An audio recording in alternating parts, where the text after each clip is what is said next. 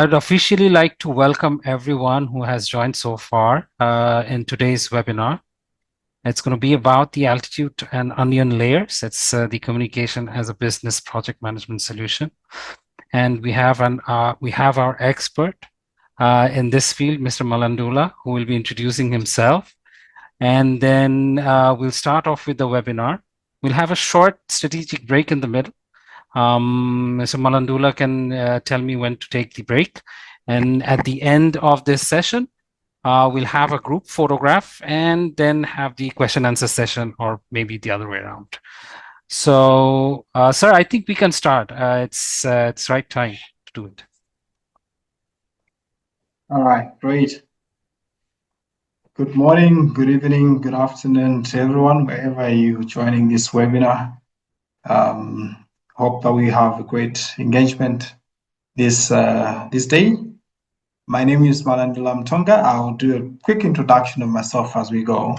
But really what we're talking about today is, aspects that arise from distance as well as being very close to where things happen. So altitude in essence is referring to distance, and then onion layers, basically the intricacies that arise when you are very close to what is happening. One thing that is certain in today's world is that a lot of things break down at the point of communication. I attended a meeting at once where a colleague of mine made a presentation, made this, proposal to a team of, individuals coming from different organizations, and a debate sort of arose, conversations began, and at the end of the meeting, it was agreed, we're moving in this particular direction. But then there was a certain group of people that did not voice what they really thought, right? And the thinking at that stage was silence meant alignment. But in actual essence, that was not the case. And so the meeting adjourned. We were supposed to move into a phase where we're supposed to start seeing things moving, and then no progress. There was just silence, as just in nature. And, at that point, it became clear then that there was a meeting after the meeting. At which time people were really expressing what they thought and what they felt in that particular sense. In another context, a colleague of mine, was making a presentation about something, and some stakeholders challenged the proposal. It was a proposal to make changes to the system, as many of us may be involved, in managing change, changing process, changing, how our organizations run and operate. And during that particular discussion, different stakeholders had their own thoughts and opinions around how things were supposed to run. And again, the colleague made an appeal around how that this was in the best interest of the business, and that this was actually a way to sort of proceed. And mandate was given, sign off done, communication done, everything written down in that particular sense. But again, progress did not just happen. And so a couple of years down the line, you realize that so many dollars have gone into a project, so many dollars have gone into developing a product, but then the utilization just doesn't seem to grow to where it's supposed to grow. And at that point, one thing becomes clear: what if key project success or business success is actually not driven by innovation or by the introduction of another tool or business process, but rather by a deeper and more intentional way of communicating, a way that sort of creates what one would call breakthrough alignment. Now, sounds simple, breakthrough alignment. It should be easy, right? I say something, you hear it, and we align. You understand you have a challenge, you raise your concerns, and we compare notes. We should be able to find a way to move forward, right?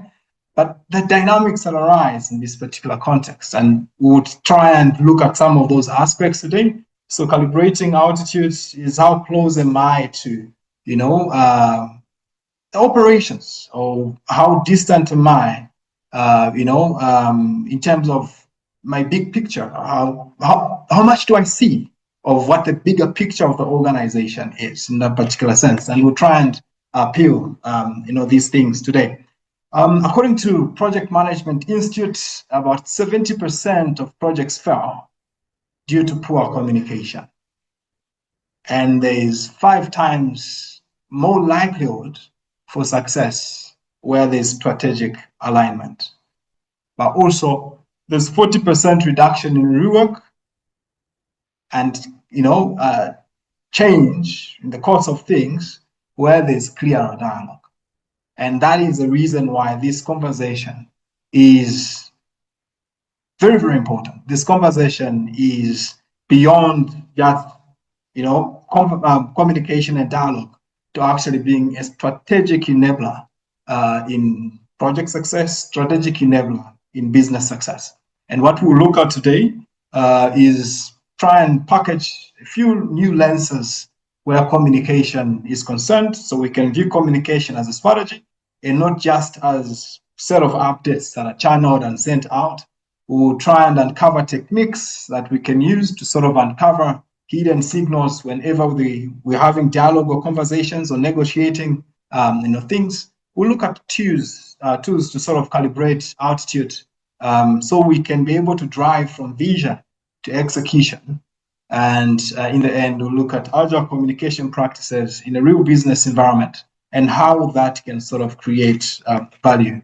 My name is MALANDULA. I'm an executive consultant, organization leadership and transformation. I'm from Zambia. I work for First Quantum Minerals. I have, before joining the mining organization, worked in the banking sector. I've worked in aviation. I, at some point, managed an organization that was operating in about 6-7 countries within Southern Africa. And I was responsible for, HR there. Some of my expertise includes strategic communication and leadership, business and project management, organization transformation, agile practices and governance, innovation and change management, people and culture management. I have worked as a consultant in different consulting firms, local as well as international, and I have collaborated with teams, both local and global. And I hope that the insights I bring to you today will add value to your journey as professionals. To begin with, a new lens for communication as a strategy, we basically talking about a number of aspects here. The first one is how do we move from just having information to actually being able to influence, right? And how do we move from just having an intent to actually, rather just from having content to actually being able to deliver the intent of that, content that has basically been put together. And then how do we also leverage feedback as, a strategic loop whenever we're sort of having these engagements in that particular sense. The key shifts, if we must make, this breakthrough where, aspects of moving from just providing updates to actually having communication as the strategy is concerned, is that we need not be reactive. Communication needs to be planned. We need to be proactive. We need to, in being proactive, be able to understand the context, be able to understand culture. And I'll explain why that is important in the slides that follow. There's the aspect of informing as well as the aspect of influencing. If we must,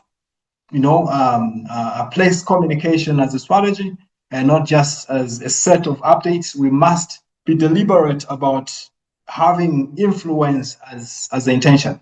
As the saying goes, that he that walks without anybody following is but just taking a walk on their own, and they're not leading anybody.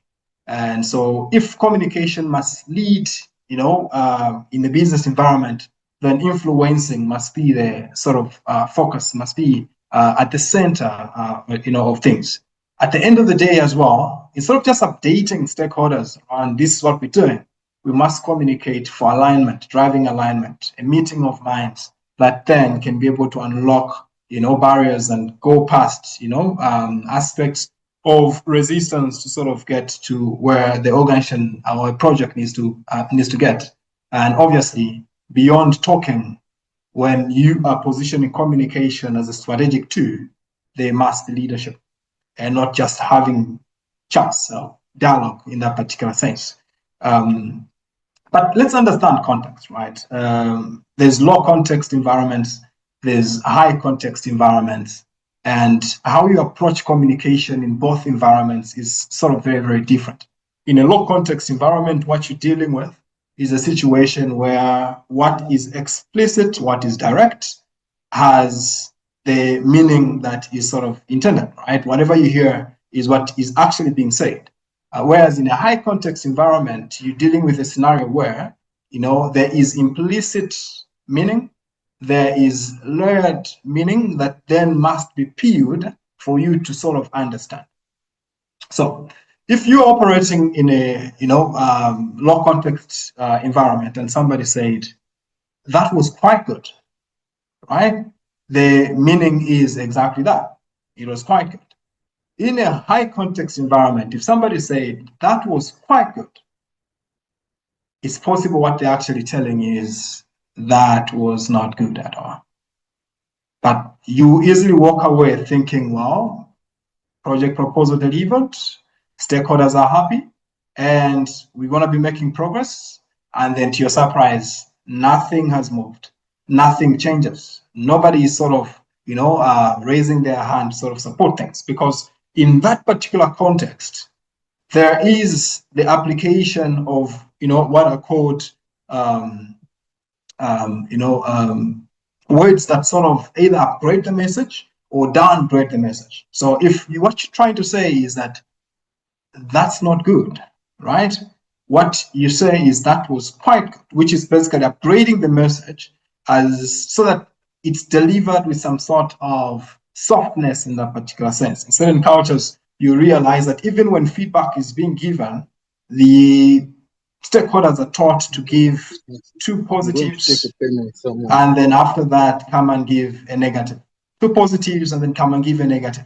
And without understanding the cultural nuances, you easily walk away thinking, hey, stakeholders are happy with my performance, when in actual essence, the stakeholders are telling you they are not happy with what they are seeing in that particular case. So it's always important to sort of understand these aspects.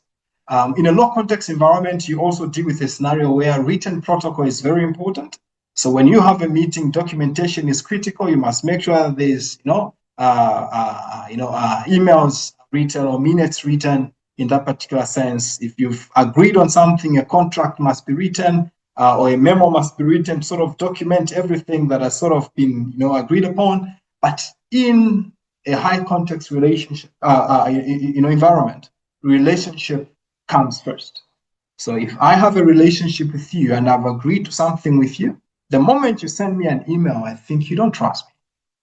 Because we've agreed. I told you I was going to do this. So why are you writing me an email? You don't trust me. That is the interpretation in a high context environment. In a task-centered, in a low context environment, another aspect is that things are task-centered, right? Efficiency, clarity, deadlines dominate. Relationships are built through performance. Yes, you definitely have relationships as well, but they are built through performance, right? Whereas in a high context environment, what you see is a scenario where harmony and indirectness basically take the lead. And so if you say something and I don't agree with you, I don't voice it out. I will just keep quiet. And in actual essence, it is perceived in these cultures, in this context, that this is respectful, right? And so you notice that there is a proposal being put forward and disagreement is rarely voiced directly. You hear it, through silence, or you hear it through deflection signals. So when you're making a presentation in a high context environment, before you walk away, assuming that your message has been accepted, you need to be deliberate about eliciting feedback, right? So that you can ensure that stakeholders are actually with you in that particular sense. All right.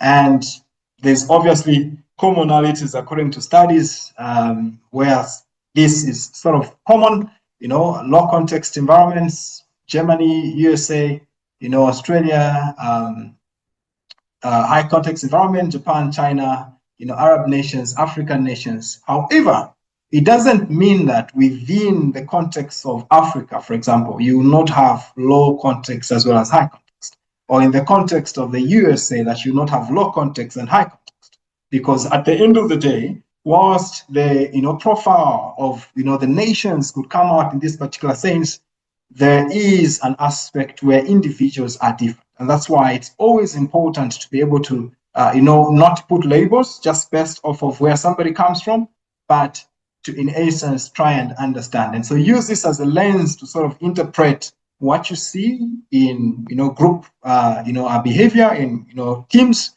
and not as a basis to say somebody comes from this side, this is how they're going to behave. Yes, there is a high likelihood that that could be the case, but you need to sort of take into, recognition the fact that human beings who approach things differently. There's also the aspect of open culture as well as closed culture. In open culture, and this is really an alternative terminology in some way, right? In one way, you refer to it as low context, high context, where you basically talking about context. In one other way, you're looking at it from the perspective of, access, right, where culture is concerned. So how easily can you be enabled to sort of come in, right? And so in an open culture, you realize the dialogue is encouraged, dissent, questions, and challenge is welcome.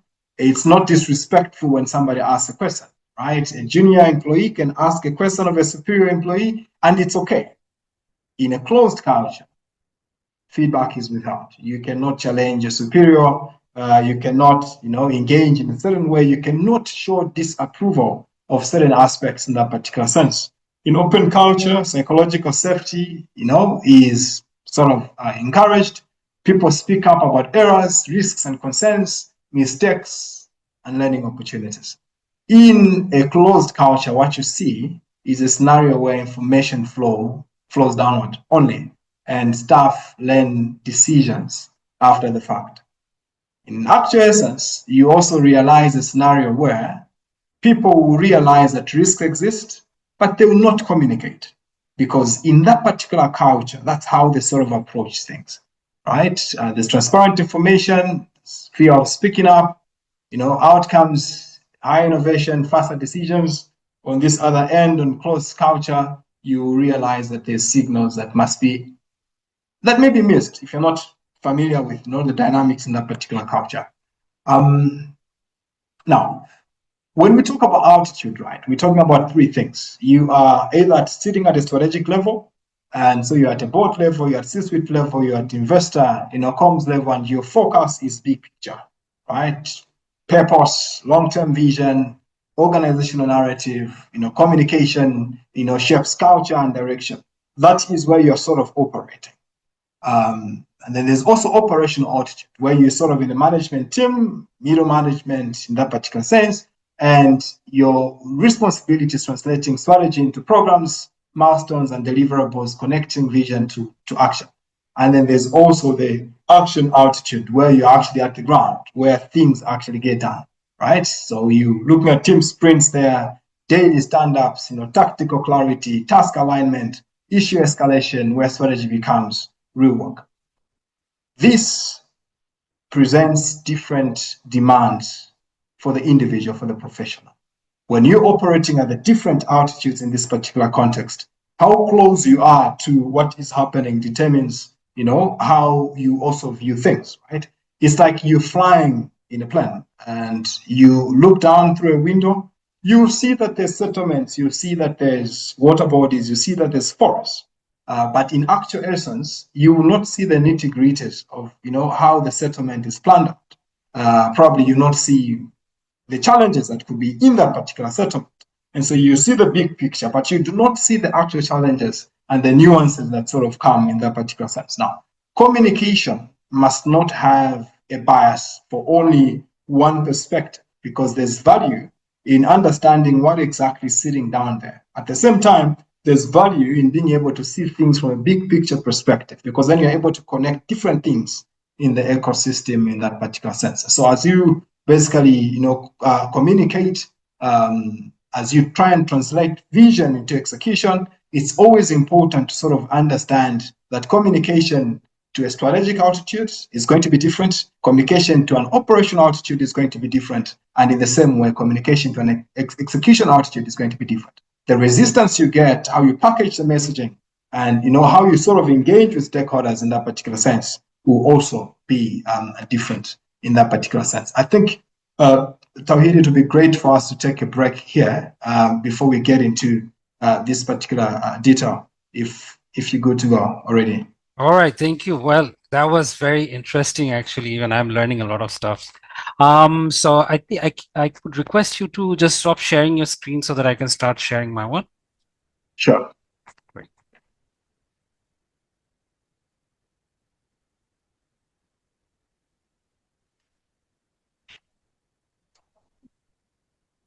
I hope my screen is visible to everyone.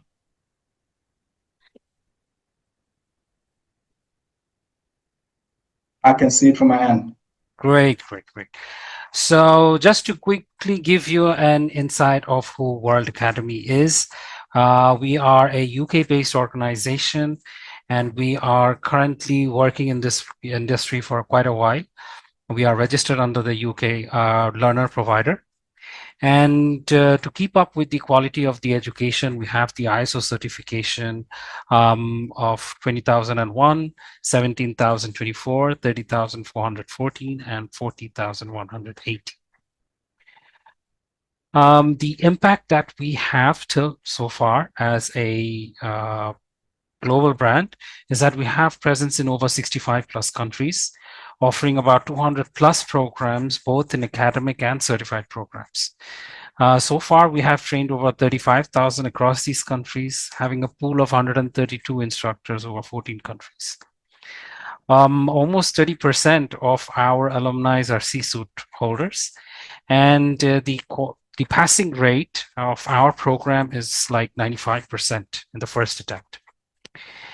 Why would World Academy be the right choice for your training? Is because we are one of the largest professional certification institute in UK. We have our credentials globally accepted. Our fees are affordable, and we also offer a flexible payment plan as well. We have a range of programs covering from HR, supply chain, leadership, project management, accounting, finance, environment, health and safety, auditing, and soft skills as well. So just to give you a glimpse that it's about 150 certified programs, 30 master's level programs, 40 plus diploma level programs, and we have a very user-friendly learning management system. So anyone who enrolls in the program gets the access to the LMS, which is how they're going to access the entire program. The good part of this program is after you complete it, you get a digital badge, which is being provided through credly.com. It is a concern of Pearson. So you can authenticate your digital badge from any parts of the world. Our global affiliation includes, we are an accredited institute by NQual. It is an off-qual regulated awarding body.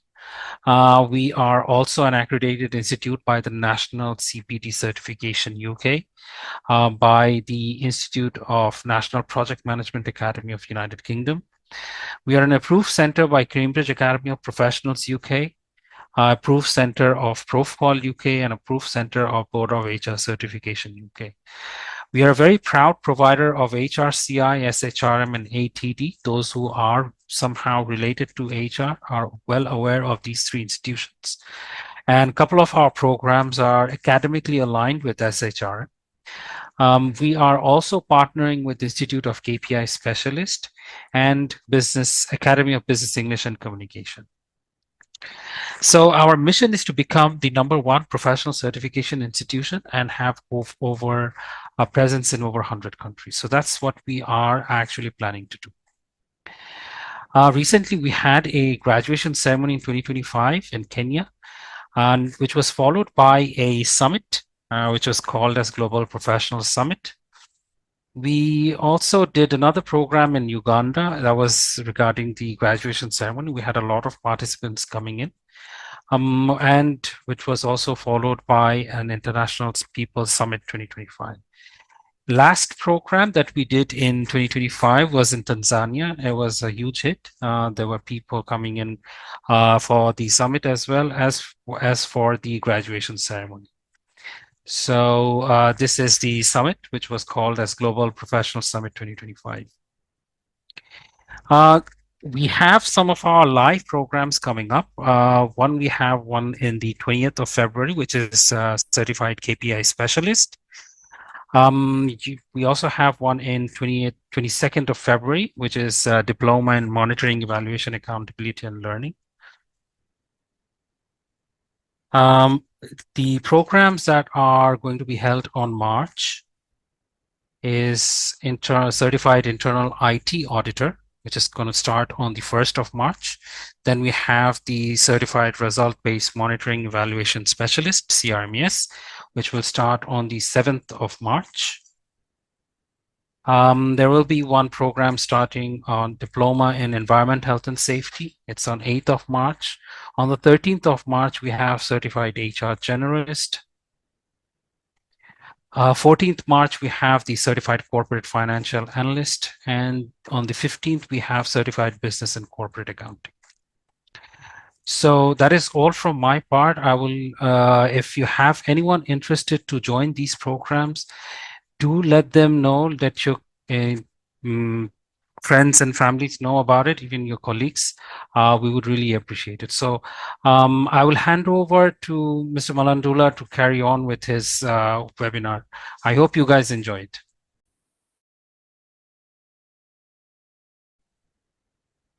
Great. Thank you, Tawhid. Just confirm if you can see my screen again. Yes, we can. All right, great. So we've talked about the 3 levels of altitude, right? Strategic altitude, operational altitude, execution altitude. But how do you calibrate yourself as you sort of are working in these, low context, high context, open culture,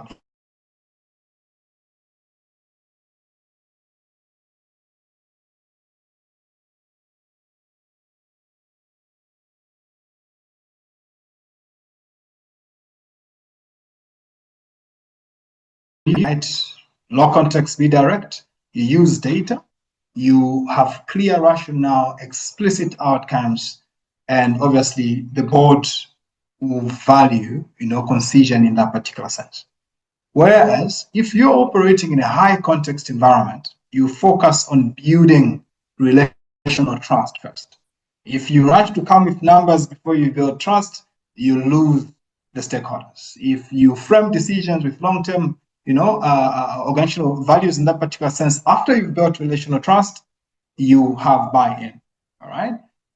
Where open culture and closed culture is concerned at the strategic level, leadership invites challenge. Strategy is co-created and then not handed down.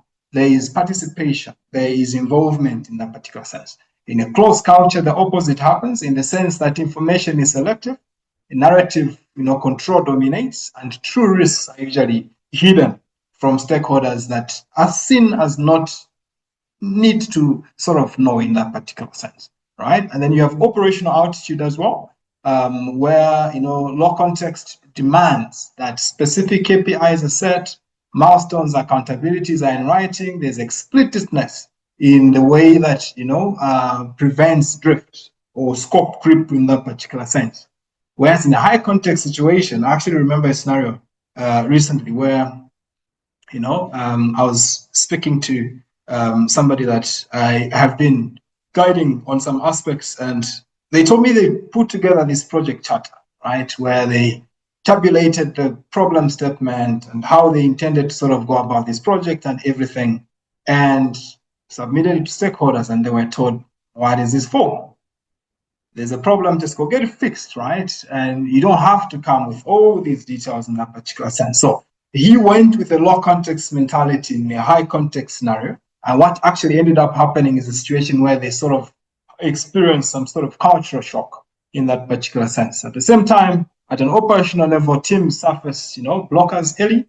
There is communication flow that literally, is, vertically, in that particular sense. But in a closed culture, silos would dominate. If you're from this team or that team, you're a middle manager, you're not a senior manager, you're in the low, level of the organization, there's sort of, a control of how things will sort of flow and move in that particular sense. At an execution level, In low context culture, there's clear task briefs, written acceptance criteria, ambiguity is seen to kill velocity. And in a high context, scenario, the opposite is actually true because team dynamics dominate, right? Social cues matter, right? First serving, preserves momentum. There are things you can't say. There are things that you should say in a certain way. You must be sensitive about how you engage or how you challenge or how you sort of relay the message. You cannot put task ahead of, relationship in that particular sense. In an open culture scenario, closed culture scenario at execution level, open culture, when you have in your retrospectives, right, where you're looking back at how the project has gone, how business is doing, there's honest conversations around, failures, shared lessons learned is, clear in that particular sense, corrections fast in that particular sense. In a closed culture, the opposite is true. Problems are usually underreported. Remember, we spoke about, downgraders or upgraders in language. You find that somebody says, we had a little challenge. And what they actually mean is they had something that happened that stopped things from running in the way that they're supposed to run.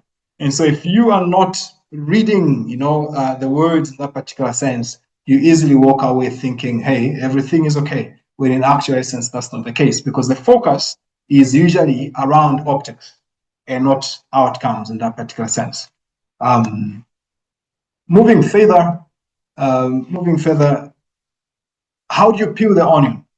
Yeah, how do you peel the onion? How do you ensure that the conversation actually delivers the sort of meaning that needs to be delivered? How do you ensure that at the end of the day, communication interventions within either a project environment or a business environment actually delivers the value that is sort of intended, right? In a low context environment, usually surface is sufficient. We've spoken about that, where words are concerned, right? Whatever you hear said is exactly what is meant. In a high context environment, words are only but an entry point. If you must understand what the real meaning is, you must go beyond words. Now, for you to be able to understand how to sort of play at this particular level, which is level number one, you must understand, am I dealing with a low context situation or a high context situation in that particular sense? I do remember attending a conference at some point, and a presentation was made by a group head, and the group head was from a low context environment. She made a presentation around where the business was and where the business was going. And during one of the breaks, a colleague came and said, I'm trying to understand what the meaning behind what was being said was, right? Because in the context that he operates, when a message is delivered, there's usually a hidden meaning. There's usually need for you to sort of read in between the words, right? And he says, but I'm struggling to see what exactly the meaning was. And the reason that was the case is because he was coming with a high context lens in a low context environment. And because of that, there was misalignment in that particular sense. And so sensitivity in terms of discerning whether words said are exactly what is meant or whether we should go beyond the word said is critical if you must peel the layers of the onion. Another aspect that's very, very key is tone and manner, right? In a high context environment, tone carries the real message. And in a low context environment, tone is just about data. You can name it if you'd like. At the end of the day, what is said is what is meant. Another work environment I operated in had colleagues that were from West Africa, working with colleagues that were from within Southern Africa. And the scenario at that particular stage was that colleagues from Western Africa will be having a conversation and they seem as if they're actually engaged in a fight, right?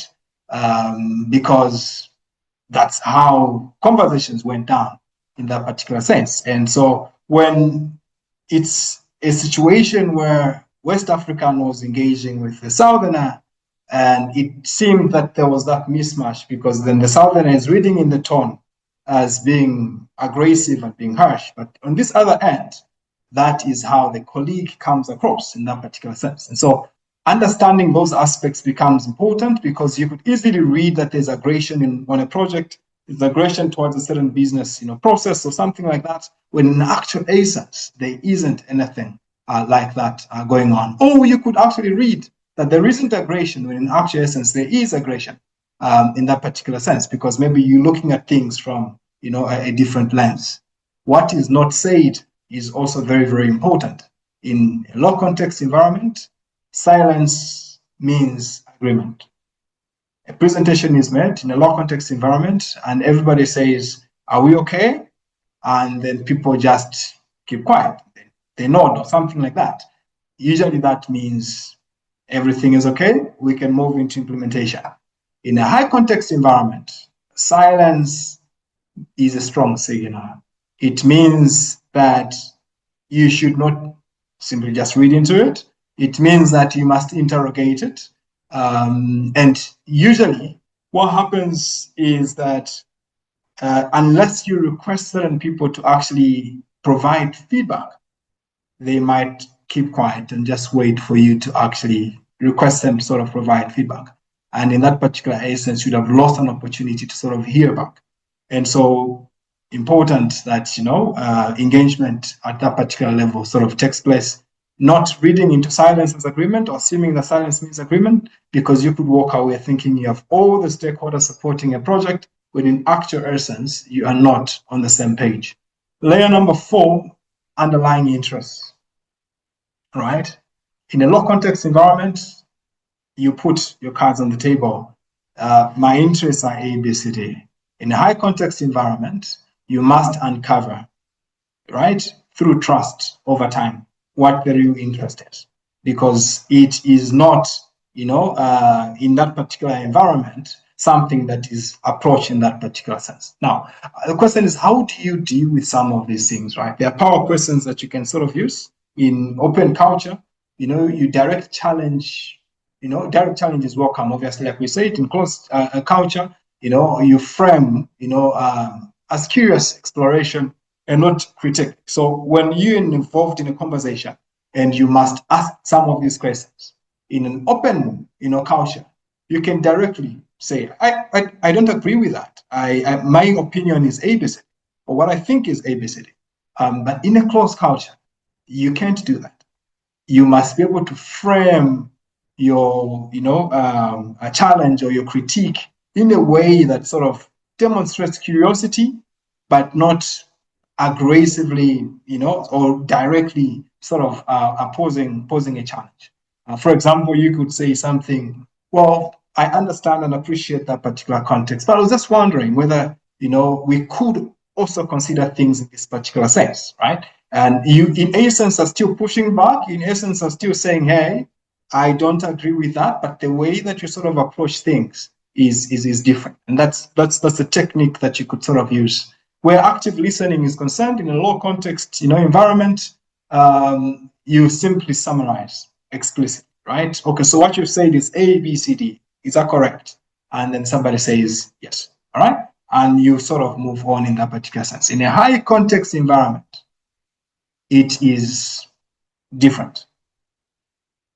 Take time to mirror, to pause, to allow silence to basically be able to breathe in.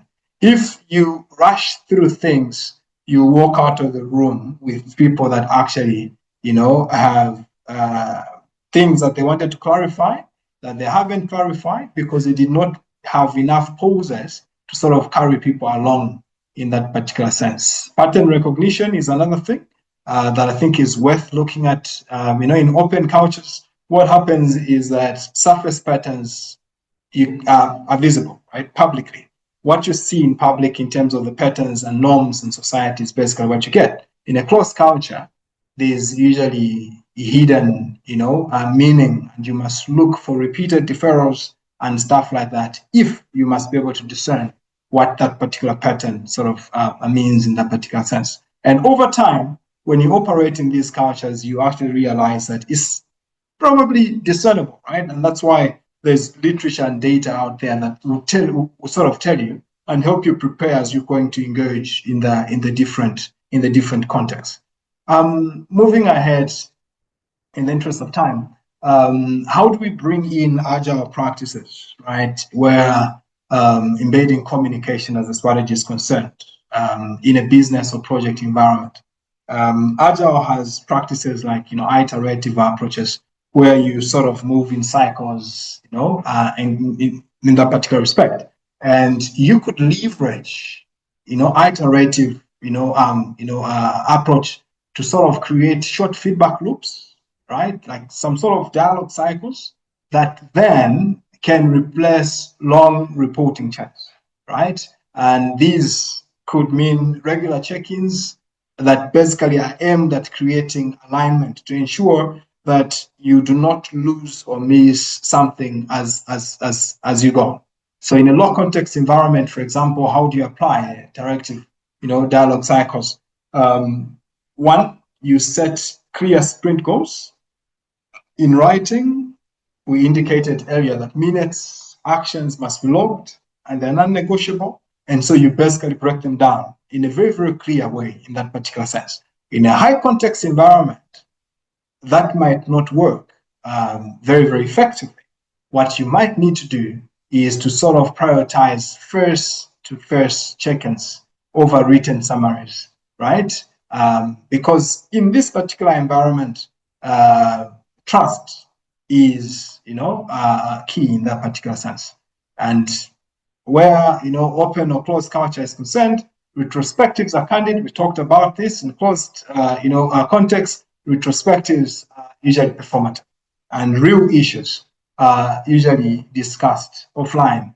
And I do remember in another work environment where I sort of worked, and there was this quote where people would say that is a career limiting discussion, and that's basically a code for saying I can't have an honest conversation about this particular issue, because what somebody's telling you is, I don't trust that whatever is going to be said here is actually not going to sort of come and, work against me in that particular sense. And so being sensitive to those cues becomes important. And it's possible that you might miss them when you're new in that particular environment. But over time, you sort of pay attention to these things, and being open, obviously, to the fact that there's a different way that people view things just enables, a scenario where you can actually make good of the interaction. When you anchor business value in the law context, what you're basically looking at there is that every task, right, needs to be documented with a business case, right? So metrics that drive availability or rather credibility, and you asking the question, what will this do for the business? That is in a low context culture. In a high context culture, you don't frame anchoring value for business in that particular perspective. The first thing you do is you frame it in terms of organizational honor, relationships, and legacy. This means ABCD and stuff like that. This means ABCD and stuff like that. This was initiated by person X. This person represents ABCD in this organization. And so if we depart from this, right, ABCD in that particular sense. So the way you approach the conversation sort of changes, because you're trying to achieve the exact same thing, but you must frame it from a perspective that, highlights honor, highlights relationships, and, highlights legacy in that particular sense. And when it comes to measuring communication and impact in a low context environment, you obviously have your ranks, right? Red, amber, green statuses. You create, shared reality based off of that. But in a high context environment, there are qualitative signals that you must always watch out for. And those basically speak to relationship health, and they speak to trust, and they speak to, KPIs in that particular sense. And when you miss those cues, you may actually miss, your audience in that particular sense. And there's also cross-functional communication in the sense that silos are inevitable, right? Every organization will struggle with that. And In an open organization, what you're basically dealing with is a scenario where you are driven towards ensuring that information flow is, clear, it freely flows, and silos are challenged, and structural, cultural norms as well are sort of broken, so you can create this sort of environment where everybody can sort of participate. But the opposite is also true, in the sense that in a closed environment, what actually happens is department protects territory, right? Teams protect and look out for each other. And so even when there are great opportunities for collaboration, the team comes first, and not, the opportunity that you sort of have in that particular sense. And that's collaboration in most cases is either superficial or, collaboration is transactional and usually guarded.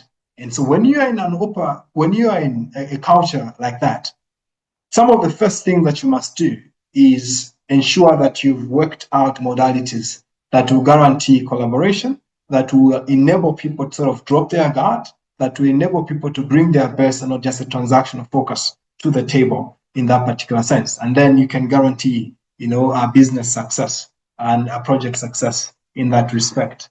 We'll be concluding at this stage, Tawhid. I'm not sure whether you'd like us to take that group photo now, or we can take it after the presentation is done. I think we can take after the presentation is done. Okay, great stuff.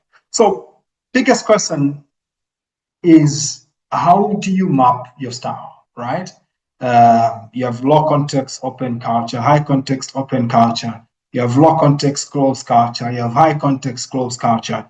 You come with bias, right? And what this sort of does for you is it sort of gives you an idea of how you sort of operate. And there are different tools online that you can sort of, look at to sort of do your own assessment of how you sort of operate, whether you so akin towards low context open culture, or whether you so driven by high context open culture, or high context closed culture, or low context closed culture. And that's important for you to know, because as you operate in the business environment, in the project environment, you must understand what biases do you bring to the table, because they impact how you navigate politics, how you navigate mandate, how you navigate delivery of what needs to be delivered in that particular sense. But further to you understanding how these biases can impact you, it's also important for you to understand what the predominant culture within the context of your project or of the business that you're basically operating in is, so that you can frame your communication in a way that has impact. And when you understand that you're operating in a low context culture, in low context and open culture environment, then you know that the ideal, right, approach is that there's clarity, there's candor, there's direct communication, there's transparent feedback, there's fast decisions, innovation thrives, a best practice for most project and business environments, basically in that particular sense. And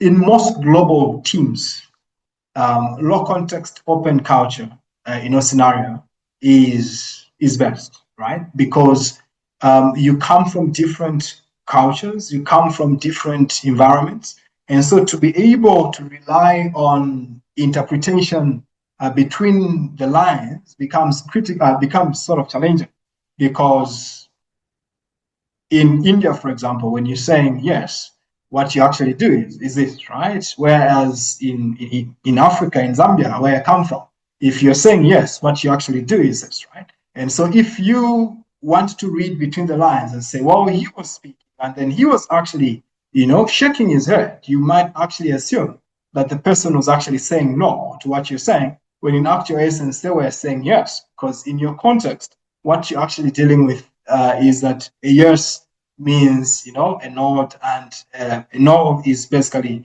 a shaking of the head in that particular sense. And so to be able to beat cultural issues like that, you want that in a project environment, business environment, that as teams that have a lot of diversity, that you actually go beyond reliance on the high culture approach, or closed culture approach, because you risk a situation where cues will be misinterpreted, information will be misinterpreted in that particular sense. And so driving towards an environment where your yes is a yes and your no is a no sort of creates an opportunity for agility in the business environment, because there is little time to second guess what is being said. And if people have a position, they communicate it clearly, and so less politics, and you're sort of moving forward in that particular sense. And so, yeah, low context, open culture, preferred especially for, global teams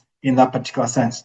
High context, open culture, relationship rich, trust-based dialogue, indirect, but, psychologically safe, consensus is earned, not commanded in that particular sense. And we have those other two alternatives at the bottom there. At this stage, I'll pause here and just thank you for your attention and see if there are any questions. Yeah, go ahead. Yes, I think there was a question, right? Short feedback loops are recommended, but how do we prevent too many check-ins from becoming disruptive or reducing productivity? That's a great question, right? And the way to deal with that is that you start from a place of proactivity. If you rush to not engage and you're actually operating in a high context environment, then you are going to miss something. But it doesn't mean that if you're operating in a high environment, you cannot put interventions in your environment that sort of shape a new culture within that particular, organization or that particular project. So the first thing you must do is understand what culture you're in. And then after that, you look at what interventions do I put in to create the efficiencies that you would like to sort of see in that particular sense, so that you're then driving towards a certain culture or a certain context that it makes it possible for you to rely on, fast decision making, protocols. You can easily, have a list of things to do, assign people different things, and without a conversation, people pick up things, and then things basically go. You don't have to you rely on building relationships first, but rather relationship is built from performance in that particular sense. So it's possible that you can migrate from a high context environment to a low context environment, but you don't assume that by simply deciding to operate as if you're in a low context environment, you in essence move the dynamics from high context to low context. You must carry the people along, and that in itself requires a set of interventions to sort of get to where you're supposed to. Oh, great. So I was actually requesting everyone to type in their questions in the chat box. That would be convenient for me to read out. Any questions? Regarding the attendance form, yes, we will be sharing it shortly. There's going to be a form which you all need to actually fill up. Now you can do that. Mr. Nazmul is here, right? Can you please share the form in a couple of minutes? Yes, I'm but sure. Do you have? But if you have any questions, you can kindly type in the chat box. We are open to questions now.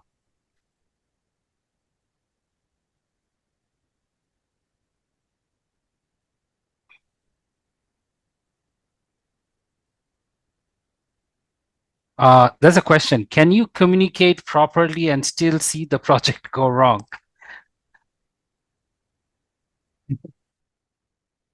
Well, communication is just but one dynamic, right? It helps you reduce the chances that your project goes wrong, but there's still other aspects that you must manage. So yes, you can communicate properly and still see your project go wrong, because communication is just but one aspect that helps you ensure that there's success at the end of the project.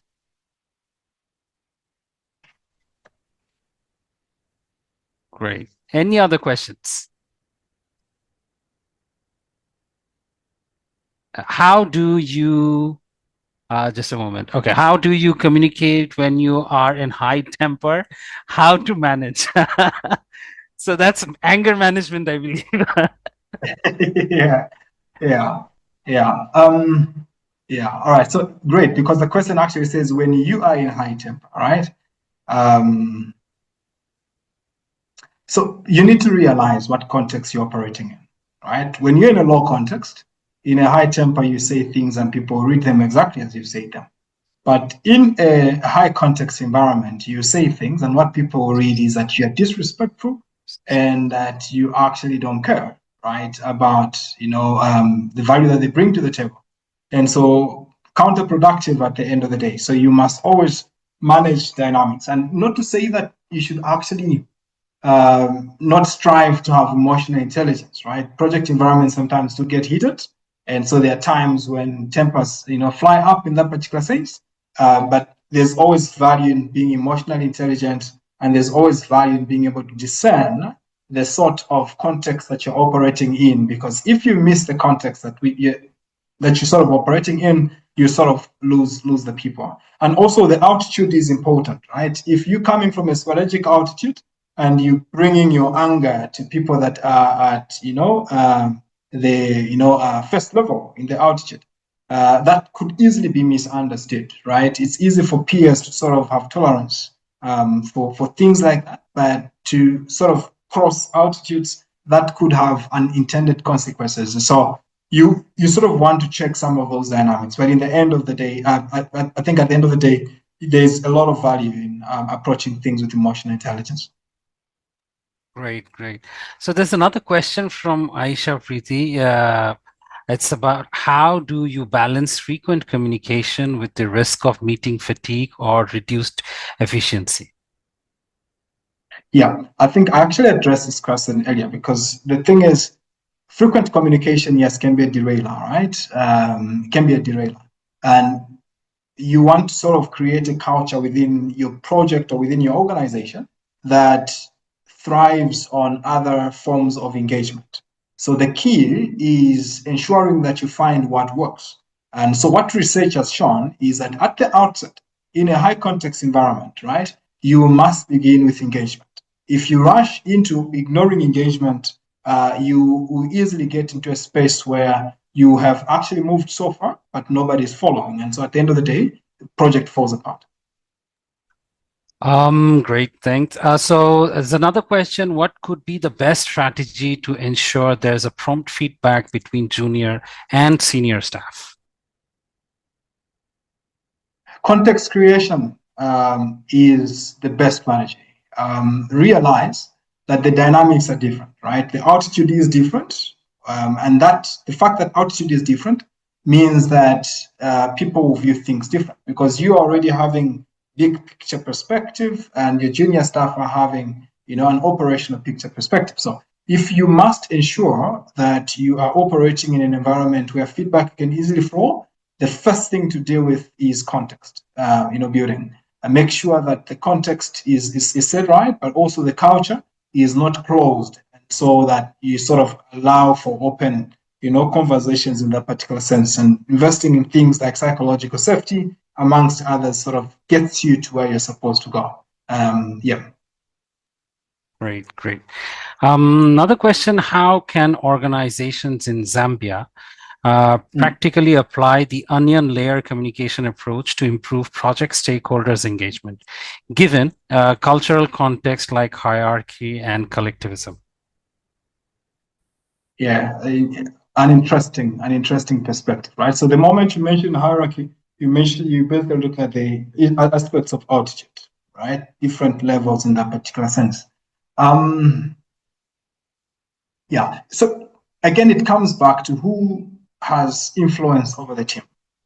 It's a leadership thing at the end of the day. If you must be able to see transformation in the context opening up, or the culture opening up, it's a leadership thing. There must be will in that particular sense, and so it starts from there. I think it starts from a leadership awakening, and then from a leadership awakening, it comes to obviously an aspect where competently and deliberately leaders put in place interventions that sort of begin to drive the organization from a place where things are closed to a place where things can actually be open in that particular sense. And you're right, transformation is not a one-day journey, right? So you iterate and you achieve some form of openness, you don't stop there, you continue to sort of iterate until you get to a place where it is soft. Because you can't also move from one extreme to another extreme you basically create a path, right? Over a period of time where you say we're here currently, but we want to be here. And so, intention number one, goal number one is for us to move from here to this point, after which we evaluate, move from this point to that point, and in that process, ensure that the process is obviously inclusive.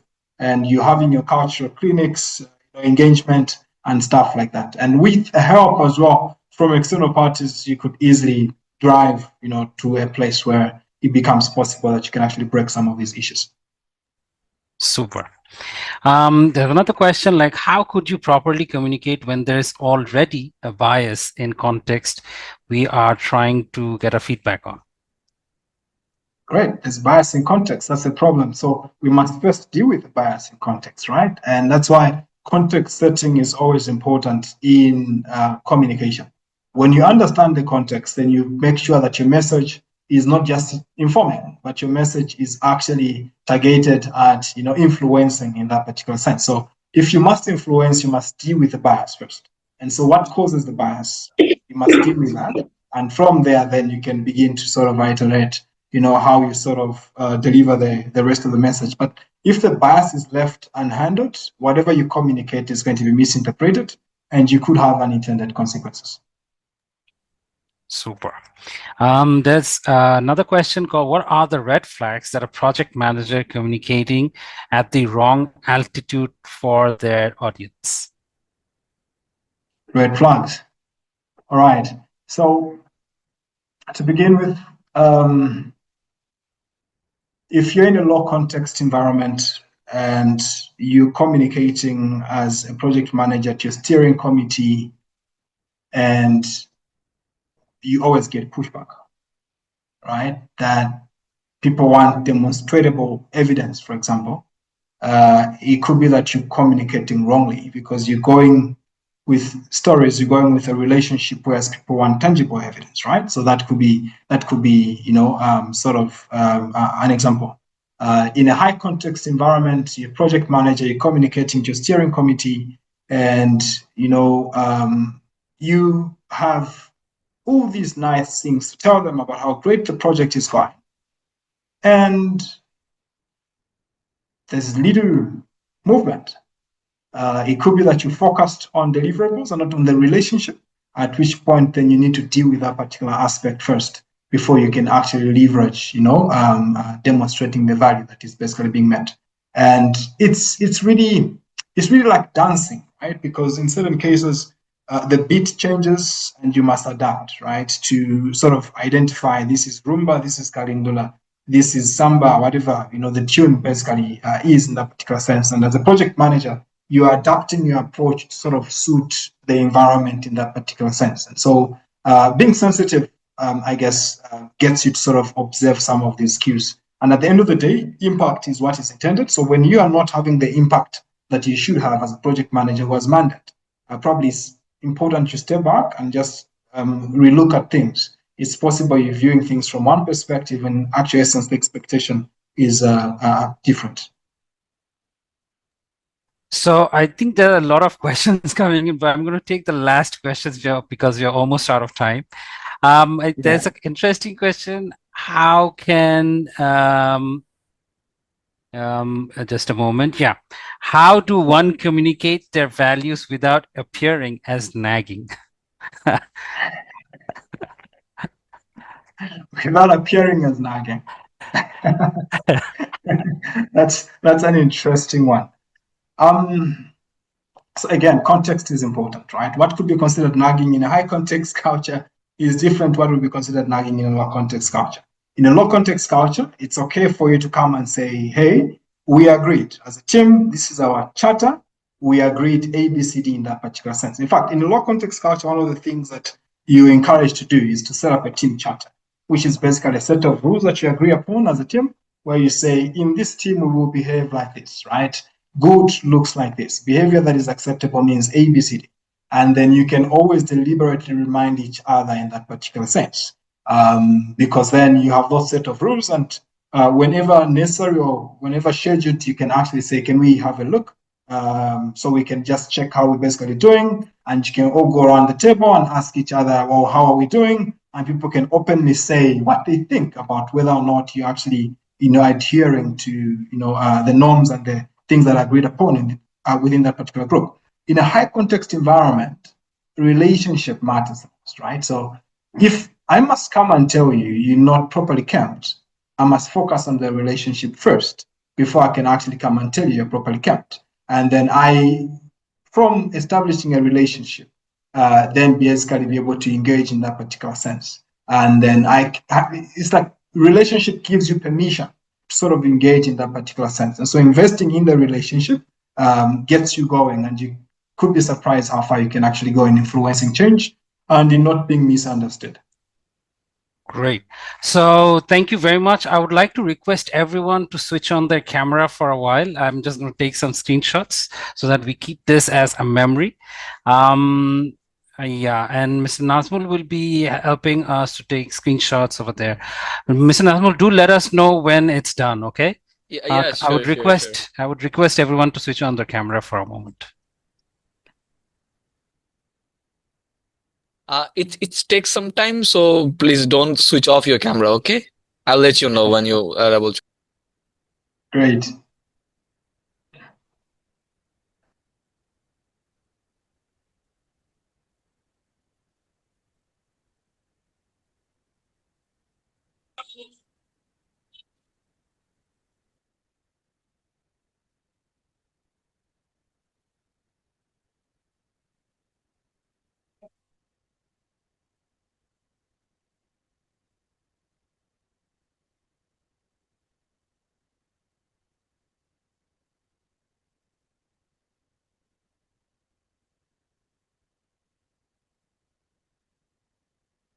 Yes, thank you, everyone. Thank you, Mr. Nazmul, and thank you everyone for being patient regarding the photo shoot. I would like to especially thank Mr. Malandula for being so patient and being so thorough about his explanation about the layers of and I think whoever has attended today's session will be taking away a lot, and they would be able to imply in these in their practical fields so that they have more understanding of how the best communication methods would be. So with that note, I'm thanking again everyone who has attended. Kindly do complete the registration which was shared in the chat box. That would be very important. And I would like to thank again Mr. Malandula for being with us, giving us so good insights about the best way of communicating and understanding scenarios in different scenarios as well. So with that note, I'm signing off. Thank you, guys. Thank you, Tawhid. Thank you, everyone. Thank you, sir. Thank you very much, sir. Have a blessed day. Bye-bye, everyone. Bye. Bye, Mr. Malandro. Bye-bye. Good to see you after a long time. Great to see you too. Thanks, buddy. Yeah, awesome. Thank you for first. Yeah. Thank you. Thank you.